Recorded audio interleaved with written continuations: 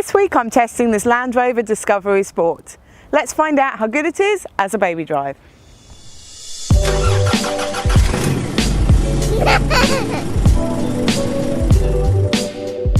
In the back of the Discovery Sport there are ISOFix in the two outer seats. They are within plastic guides and they're really nice and easy to connect to. There are top tethers on right at the bottom at the back of all three rear seats. Now they are quite tricky to connect to just because that boot floor is really in the way and the fabric of the back of the seats gets quite caught on them as well. I managed to fit two child seats in the back here. There's a lot of leg room in here, so a 180cm passenger could easily sit in front of a rear facing child seat. I could sit relatively comfortably in between the two child seats, but for someone taller it probably isn't very comfortable on a daily basis.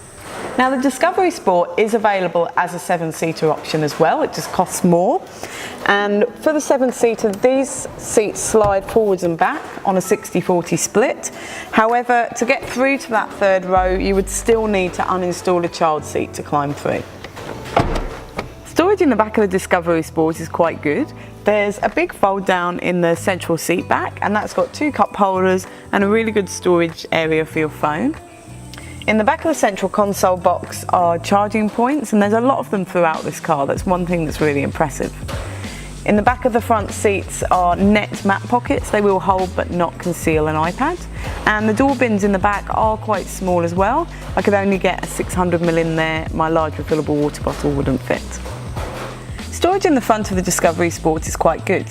There's two cup holders in the central console and they will hold a reusable or a disposable coffee cup, and one of them actually lifts out so that you've got a deeper storage if you need it.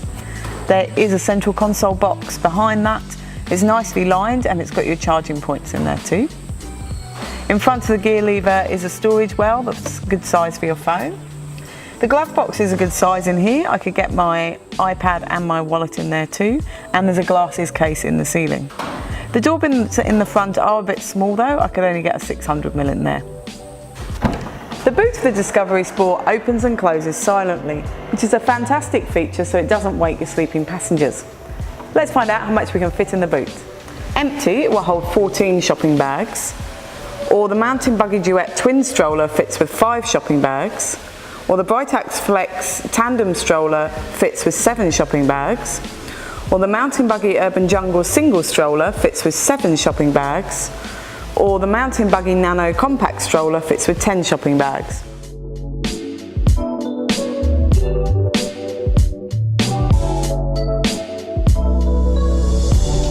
Driving the Land Rover Discovery Sport is actually really nice. It feels nice and sturdy and firm on the road, just sometimes a little bit lurchy when accelerating. One of the things I love in here as the driver is the child lock on the door here. So I can press that button and it locks the rear doors and windows. So I know that no little passengers in the back can fiddle with them, which is great. And also in the screen in front of the steering wheel, you get a really good seatbelt display. So again, I can see if anybody has taken their seatbelt off while I'm driving. One of the things I'm not a real fan of in here is the gear knob.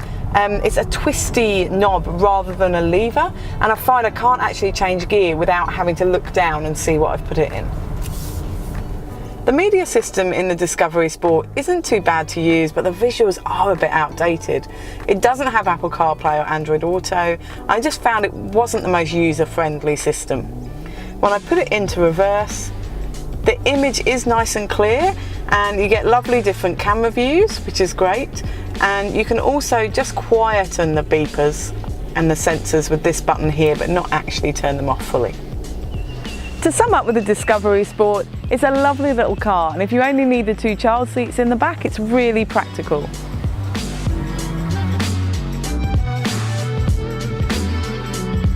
Read the full reviews at BabyDrive.com.au.